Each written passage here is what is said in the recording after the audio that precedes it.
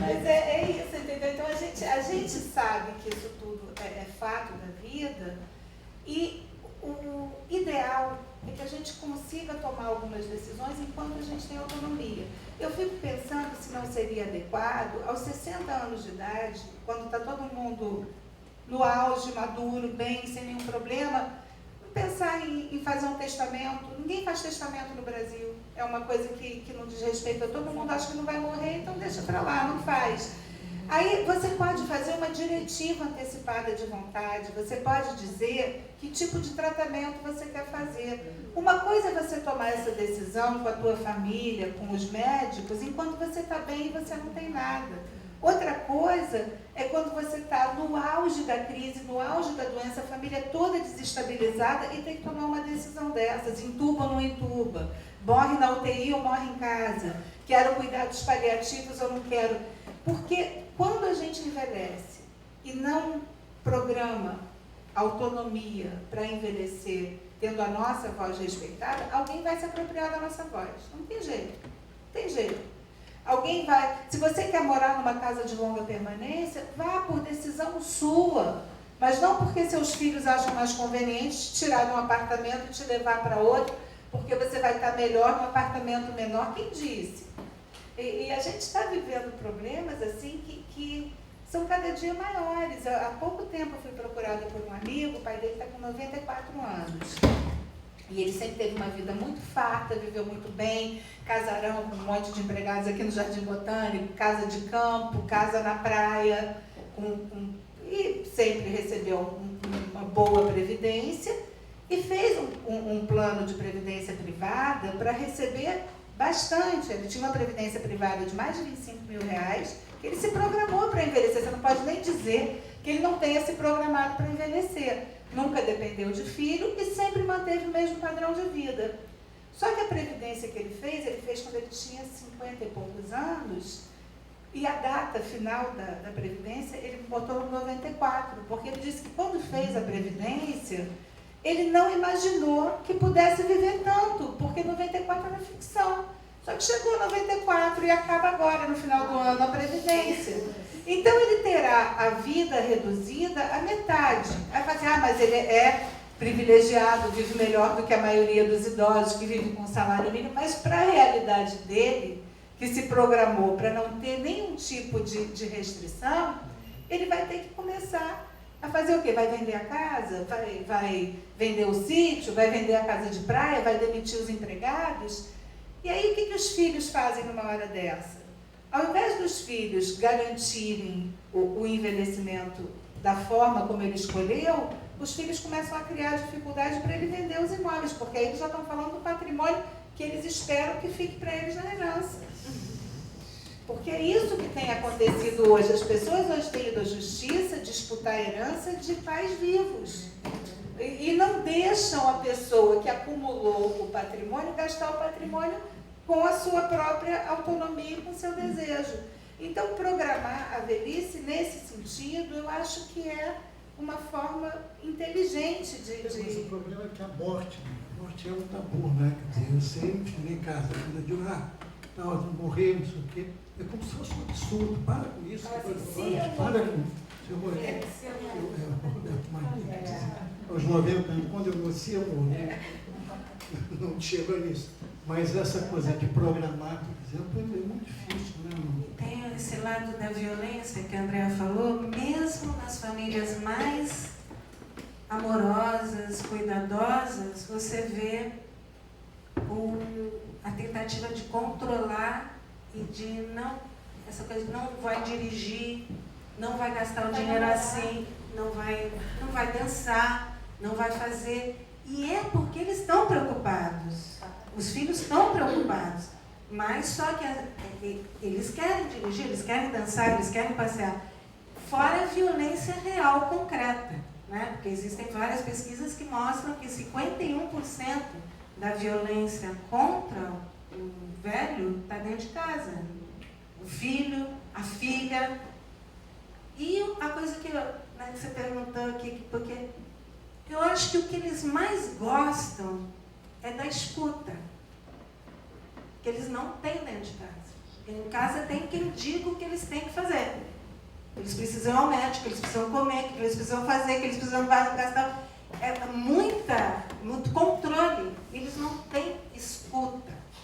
Não tem muita gente interessada em escutar. E não é escutar a história deles, do passado, não. Escutar, sentar, conversar, falar de qualquer coisa. E eu vejo assim que quando tem filhos, é engraçado, porque as filhas mulheres são mais presentes realmente. Mas os filhos homens querem administrar a vida. Não estou falando nem que é uma preocupação, é um cuidado, mas não escutam o que eles querem, né? Então, mesmo os meus pesquisados, que são mais autônomos, são mais independentes, sofrem, né? E até é engraçado às vezes, porque eu tenho uma que é pianista, toca muito bem e tal, e ela anda lá com as joias dela no Rio de Janeiro. Eu fico louca, eu falo, como que você anda com essas joias no Rio de Janeiro? Aí a filha, fala, Miriam, fala, porque eu falo, mas ela precisa de uma força para impor que ela quer usar a joia, porque está todo mundo, né? Se ela não usar agora, ela vai usar quando? Onde? Ela quer usar agora, né? Então é muito difícil, porque tem muita gente, não estou falando nem da violência concreta, física, verbal, psicológica, abuso financeiro, que é horroroso, né? Tem uma das minhas pesquisadas, ela tem uma lista de todo mundo que ela dá dinheiro na família, não sobra nada para ela, porque ela tem uma listinha de 500 para um, 1000 para outro, 300 para um, 100 para outro, não sobra nada para ela. Então é cruel, mas tem alguns, isso que a Andrea falou, que de alguma forma se prepararam para envelhecer. Uma experiência numa casa de longa permanência na Holanda, que é muito legal, que 30% dos dormitórios são disponibilizados para a garotada que faz faculdade nessa cidade. Então, eles têm 70% de idosos e 30% de jovens universitários que não pagam pela moradia, mas que a contrapartida é dedicar um período do dia para conversar com os mais velhos.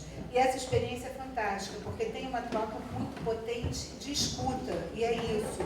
E com o neto, eu acho que acontece uma identidade de desejo por autonomia, que é muito próxima da criança e do adolescente, do avô. A conversa entre o avô e a avó e o neto é muito mais próxima do que entre um filho e um pai, muito mais, porque não tem nenhum tipo de responsabilidade pela cobrança, pelo que seja, e tem um desejo, quer dizer, tem uma pauta comum que é muito forte, que é assim, nós dois precisamos nos livrar do jugo desses filhos que querem nos controlar. Então as crianças são controladas, os avós são controlados, e eu vejo isso, assim, eu tenho filhos já com 24, 22 anos, e o relacionamento deles com meu pai e minha mãe é um relacionamento muito mais horizontal do que com minha mãe, infinitamente mais horizontal, a ponto de um dia eu estar brigando com meu pai porque ele queria dirigir de Petrópolis para o Rio, eu achava que não dava, o motorista não tinha ido, e eu, na época eu estava casada, eu falei para o meu marido, não, finge que vai para o Rio, leva, dá carona para eles, não sei o quê. Aí eu falei, vamos tomar um banho, daqui a pouco a gente desce. Enquanto tomávamos banho, nos arrumávamos, meu pai ligou e já tinha chegado no Rio. E ele veio dirigindo porque ele tinha condição de dirigir, e aí o meu filho ficou horrorizado. Por que eu estava inventando para o meu pai que alguém ia ter que... Peraí, que o vovô dirige, por que você está criando tanto problema? Porque, claro, mesmo a mesma angústia que eu tinha do meu pai dirigindo, eu tinha do meu filho, aos 18 anos, pegando um carro para descer a zero. Então, essa identidade é quase uma resistência contra a repressão filial. Mas, Ruth, eu vejo assim, as mulheres que trabalharam muito, que estão na faixa de 60, 70, essa relação com os netos, que elas não tiveram tempo para ter com os filhos. Mas o que eu acho mais bacana são os homens. Porque os homens, eles têm realmente algo que eles nunca tiveram com os filhos. Nunca. Então, são 3 coisas eles falam muito, né? Eles têm o medo de envelhecer, está relacionado à aposentadoria, medo da aposentadoria, por quê? Porque o papel social deles todo estava relacionado ao trabalho e todos os amigos estavam no trabalho. Então eles saem do trabalho, eles ficam sem nada, vão para dentro de casa, não tem espaço dentro de casa, são realmente um invasor, um intruso. A segunda coisa que eles têm medo, falam muito em impotência, que a mulher não fala. E a terceira coisa que eles falam é de dependência. E aí, das coisas positivas, eles falam do afeto da casa. E eles curtem os netos, eles nunca curtiram os filhos desse jeito. E muitas mulheres falam, não, eu quero sair e eu vou cuidar dos netos na hora que eu não estiver lá no meu curso, no contexto, ou no... Aí eu vou cuidar. Eles não, eles têm uma disponibilidade para os netos que eles nunca tiveram. Então, é um ganho que eles têm com o envelhecimento que as mulheres não têm da mesma forma, porque elas tiveram um afeto dentro de casa, elas tiveram cuidado, elas tiveram essa relação. Eles não, eles estavam ausentes, né? Então, eu vejo que até nisso, nos ganhos, são coisas diferentes, porque eles ganham muito o mundo do afeto. E é por isso que eles recasam. Não é porque mulher, falta homem, e a mulher não recasa porque falta homem. Não é porque elas falam para mim, eu até posso namorar, ou posso sair para dançar, mas não quero cuidar de novo como eu cuidei. E por isso eles recasam com mulheres mais jovens também. Porque essas mulheres mais jovens estão dispostas a cuidar, né, na troca. Né? Em relação com o neto, já também há certos períodos. Né? Por exemplo, eu podia ter esse diálogo com Dalice, de 10 anos, com a Mary. Ela perguntou não sei o que de computador, e a Mary não sabia responder. Ela falou, mas você é analógica, como se fosse uma ofensa. Você é analógica. Tem uma série.